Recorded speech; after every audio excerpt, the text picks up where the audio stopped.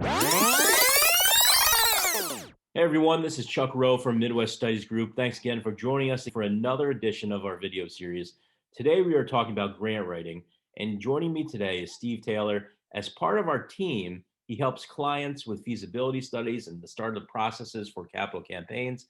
However, he also assists nonprofits with grant writing. So thanks for joining us today, Steve. Good to be with you again, Chuck, as always. So when you think about your start in nonprofits over XXX years ago, we're not going to throw out any numbers, right? So, Right, exactly. so a few years ago when you started off, and you think of those first grants that you ever wrote, what lesson did you learn from one of those worst grants that you didn't get funding for? Oh, goodness. So the biggest one that I never got was it happened with a shooting sports organization, and it was because my predecessor had failed to file a closeout report, and therefore these people had banned my organization forever from getting a grant. So no matter what I did, no matter how brilliant the grant writing was or my attempt to build relationships and repair bridges of trust, that I realized that, man, I've never need to be in a position again where I'm following someone who didn't do the homework, basically.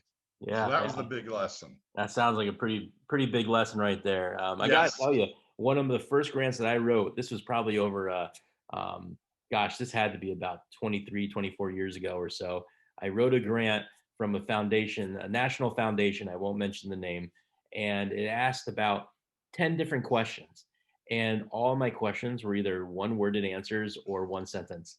Because I had no idea that you're supposed to give detail. I was Yep. just some young punk kid out of college, just trying to, figure things out on my own. So, um, anyways, I learned a pretty important lesson on that one That's personally. a good lesson too, because these days you've got about half of the grants are basically written online. And when they're written online, there's generally a variety of different questions, and they'll give you either a character count or a word count.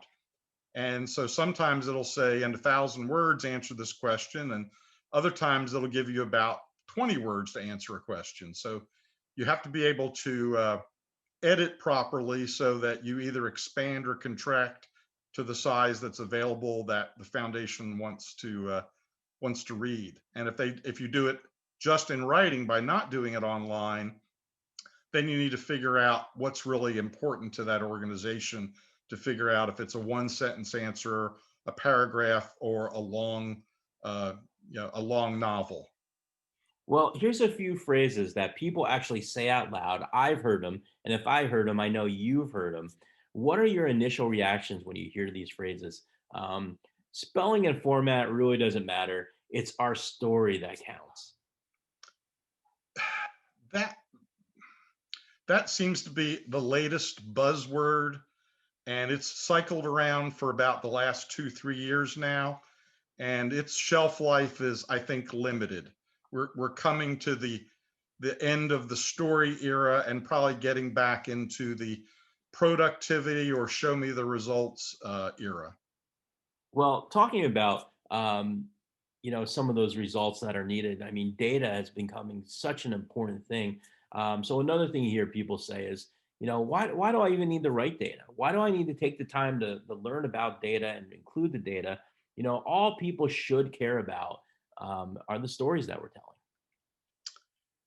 Because foundations have gotten inundated to the point where they're looking for separating devices of what they're actually going to fund versus what's a runner-up category, and it's very competitive these days. So it, we're now in the story business, but it's story followed by data, and I have a feeling over the next couple of years it's going to change to being more like data and results, because everybody will have a story. Um, it's just the current buzzword, and there'll be others, and there have been previous ones in the past. Well, here's one that it kind of reminds me of high school. The question I'm about to ask you, kind of reminds me of high school a little bit. Is you'll hear people actually say, in order to fill up the 10-page grant requirement, the 4-page grant requirement, whatever number of pages. All you need to do is use this font with this size font. If you use size 14 with the Arial, or Courier font, you'll fill up those pages quick. What do you say when you hear someone say something like that? I get a good laugh because some foundations that I've written grants for recently have even been so specific as to put in their requirements list, only use 11 point times New Roman type font. They have caught on to the game of that, or they'll say, don't double space at the end, or only have an indentation of 2 inches on this document on the left side. I mean, savvy foundations have gotten very specific on knowing those types of tricks, and now have put into their requirements list, here's what you will do and here's what you won't do. And they also have very limited time. That's the thing that I'm learning also over time, over my time, is that you have to get to the top of the heap somehow. And therefore, foundation staffs and family foundations are kind of overburdened. So they're really wanting to get to the kind of the executive summary version more than anything else. And let me ask you here one more phrase that I hear all the time is, usually when it comes to a big project or maybe a capital campaign, possibly, someone might say the phrase, we need $4 million to raise money for this. All we need to do is write a grant. Usually, sometimes a name like, all we need to do is write, the Ford family or Bill Gates, and we can get the money. What do you say to organizations that tell you things like that? Well, I try to suppress my laughter because I have had suggested to me for just about every um, organization that I've worked with, the novices amongst them will always say, we need to write to Barack Obama. We need to write to Oprah Winfrey. We need to write to Bill Gates. Um, we need to write to Warren Buffett. Everybody's got their list of all you got to do is, and so I try to suppress my laughter and say, well, I believe that those individuals already have picked out who they're going to fund and not fund, and you're probably not on their list. So let's actually do the research and find out which individuals and organizations actually do match up with your vision and mission and deadlines, and then talk to them about what your needs are and what programs you could have to fulfill those needs, or what your capital requirements might be, and see if there's an appropriate match. And that's really what we're looking for, an appropriate match. And when folks mention the famous multi-gazillionaires, it's probably not an appropriate match. And it's probably different though when they see who's writing the grant. So when Bill Gates personally is looking through these grants, he's probably saying like, "Oh, Steve Taylor wrote this. Well, good old Steve." Right? So No, Bill doesn't know my name, and his wife, I believe it's Melinda, doesn't know my name either. And no, it's about relationships, and a successful grant is going to be written with the idea that it matches the criteria. It's an appropriate match between the nonprofit organization and the foundation, and then, quite frankly, that there's a good positive relationship between the foundation and that nonprofit organization. And when you blend all that together, then that's a successful grant. well, talking about relationships, do you notice a difference when you communicate with a grantor before writing a grant and when you don't? Yes, huge, huge. Uh, it's always a great practice to talk to, or even if you can do it in person, even better, but talk with the foundation staff or the family, if it's a family foundation, talk with them beforehand, and not have the grant writer do that, but the executive director or the development director or the volunteer board president. Have a conversation, have a meeting, either establish a relationship or to extend the relationship. And literally part of that meeting is to say, we're working on project X, and we want to know if your foundation would be interested in receiving a proposal from us. And then actually, as that meeting goes along, ask them the question of what type of project, or here's the list of projects we've got, which one or ones look really good to you, and how much money should we ask you for? And over what time horizon? Is it something that's a one-time grant, or something that's going to be spread out over several years? And then after you've listened carefully, follow what they've told you to do and do that. So you meet with them, you get the info, you write the perfect grant based on the information that's given, you submit the grant.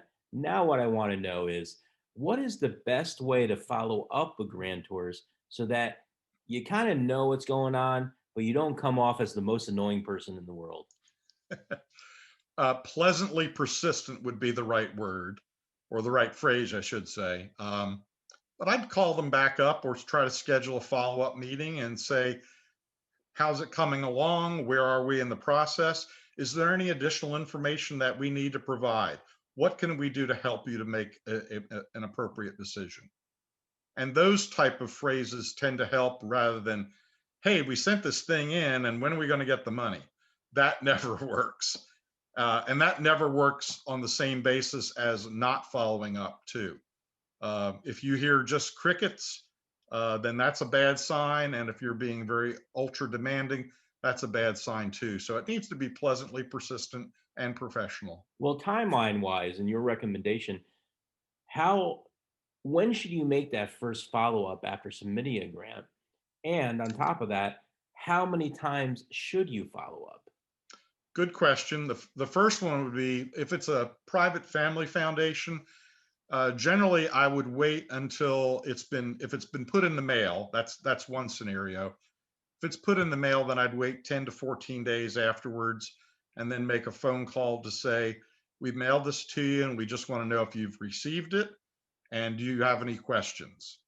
And then the third thing would be to say something along the lines of, is there another time when we can see how you're progressing on your decision making process? When could I call you next? And basically ask permission to follow up. And then based upon what comments you get, you can go from there. If it's filed electronically, whole different scenario entirely, because they generally don't allow for this type of customized follow up. Or if they do, it's done at an arm's length distance. So a lot more difficult to do if it's conducted electronically. So now let's move over to like human resources for a moment. Okay. And we all know there's really two types of nonprofits out there. There's the hospitals and the universities and these large foundations where a lot of times there is a grant writer on staff. Hmm. But for most nonprofits, there's not usually a full-time grant writer, or if Right. there is, it's usually I mean, you've seen the advertisements for those types of jobs where the salary doesn't quite equal someone that might have a large portfolio, such as yourself. Right. So let's think of a nonprofit that might have a limited budget of who they could hire. Hmm. The person that they're looking at, the different types of applications they're getting and resumes. Again, they're not going to have a huge portfolio necessarily. What are Right. some skills and soft skills that maybe those organizations should look for in a person that could show the potential in a good grant writer? Someone who's organized, someone who can see the big picture and communicate in writing as well as verbally the vision, mission, program, goals, and objectives of the organization. Someone who's personable, someone who gets on an equal basis the big picture as well as can handle all the minute details, because grant writing is about paying attention to the tea leaves that are presented in front of you. And sometimes it'll just kind of go by in one little phrase that you just go, oh, that's why we need to write this exactly in this particular way. Because a lot of time foundations will tell you in their requirements or application process, or in looking at their historical giving, they'll signal to you what phrases to actually use. And so therefore having a person who kind of picks up on that type of material, is intuitive, that would be helpful as well. And then on the other side of things, the work that it takes and the diligence it takes to do the grant reporting. I mean, Yes. you just have to care about details. You have to have that type of personality. And if it's a small shop, you have generally what happens is that same person who's the grant writer becomes the grant reporting agent as well. And to corral that information from, say, the accounting specialist or bookkeeper or executive director, the internal struggles that go back and forth on that sometimes gets that grant writer, grant reporting person into trouble. And all they're trying to do is to say, I wrote the grant. Now that we've gotten the grant and we're fulfilling it, we need to report back how we use the money. It's just as important as the front end of the business.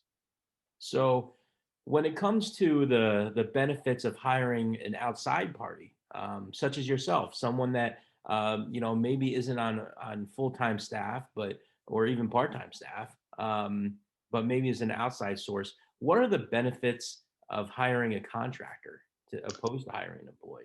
In most cases, it's having a person who knows and values the research as well as the results, who can look at things objectively, and then by the experience has in their tool chest the ability to perform.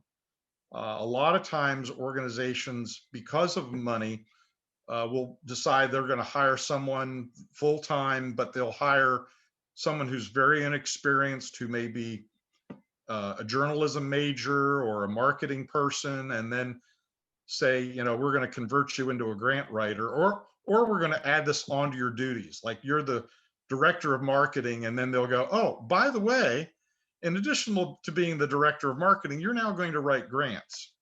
And so uh, those organizations generally get into trouble pretty quickly on those things. I have found over the years it's good to have an outside independent person to do this because they're doing it usually from their home office where it's quiet. They're dedicated to doing the work. They've got the knowledge, skills, and experience, and they're not having the phone ring off the hook or be having the constant interruptions of operating the actual business of the nonprofit. Well, the two things that I found about grant writing is one, it's a lot harder than people give it credit for. A lot of people think it's just this add-on thing that anybody could do. If you wrote a paper in high school or college, then you could write grants. Simple as that. Because of that, the second thing that comes to me is, I think it's kind of like with music. If you don't know about music, you might say something to somebody like, "Oh, you play the piano? Well, why don't you just pick up the violin then?" Like just because you know something about the piano doesn't mean you can play the violin all of a sudden, or you're not going to pick up the trombone tomorrow or anything like that, right? And Great example, because as a trombone player myself for a long, long time, I can tell you, I can play the trombone. If I were to pick one up today, I could probably still play it, even though it's been years. But if someone were to hand me a saxophone, I would just look at them and stare and go, "You're kidding me, right?" I mean, yeah, I have I have no experience with this instrument. and to your point, same thing then when it comes to people that don't really understand how fundraising works. You can't just take somebody on your staff and say, guess what, you're going to write grants now, because they may or not have that experience or the knowledge in order to do that skill. It's a different skill set, and most times organizations will say, "Well, you're a fundraiser," and in most times it'll be more like, "No, that fundraiser is really a marketing and public relations specialist," or they may have development experience with either major gifts or annual giving or some special subsector. But that doesn't necessarily translate over into being a researcher and a grant writer. The first group that I mentioned is more of a people skills person. The grant writer is more of the technician, and there's two radically different skill sets. Well, what we want people to know when they're watching this is that, and I know you're not one to toot your own horn, but Steve has literally helped organizations raise tens of millions of dollars over just the past few years, and helping to write grants and helping with capital campaigns. So the advice he's giving is sound, good advice. So we're going to leave everyone else with one last great nugget. What is one final grant writing tip you would like to share with people? Always follow the instructions. But it's good. Simple but true, right? Keep it simple. So, well, thanks, Steve. I really appreciate you joining us. To learn more about Steve and Midwest Studies Group, be sure to visit us at midweststudiesgroup.com. Thanks for joining us today. And everyone, catch us next time. Chuck Rowe, Midwest Studies Group.